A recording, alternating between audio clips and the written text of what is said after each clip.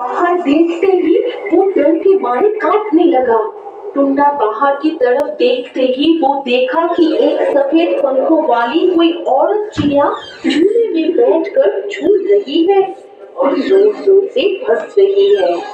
टुनिया, जरा इधर आके देखो तो ये कौन सी चिड़िया है? इसको पहले तो कभी नहीं देखा। टुन्ना की बात सुनकर टुनिया जल्दी ही खिड़की के पास आती है और बाहर देखने लगी। अरे हाँ, सच में ये क्या वही डायन पंछी है जिसे दिखाई नहीं देता लेकिन झूला झूलती रहती है। अरे क्या अलग समय पक रही हो?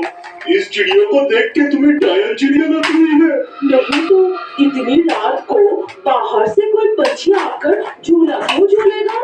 जरा रुको, मैं बाहर जाके देखता हूँ। अरे अरे रुको, तुम्हारा दिमाग एकदम खराब हो गया है क्या? क्या जरूरत है इस वक्त बाहर जाने की? अगर वो सच में डायन पंछी है तो अचानक उसी वक्त वो चिड़िया वहाँ पर गायब हो जाती है और ये देखने की बाद वो दोनों डर के मारे कांपने लगे।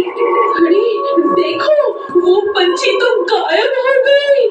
देखा तुमने, मेरा शक एकदम सही निकला, वो डायन चिड़िया ही थी। तुमने ठीक ही कहा था। इतने दिनों से तो झूला अपने आप झूल रहा था, अब तो डायन चिड़िया भी दिखने लगी है।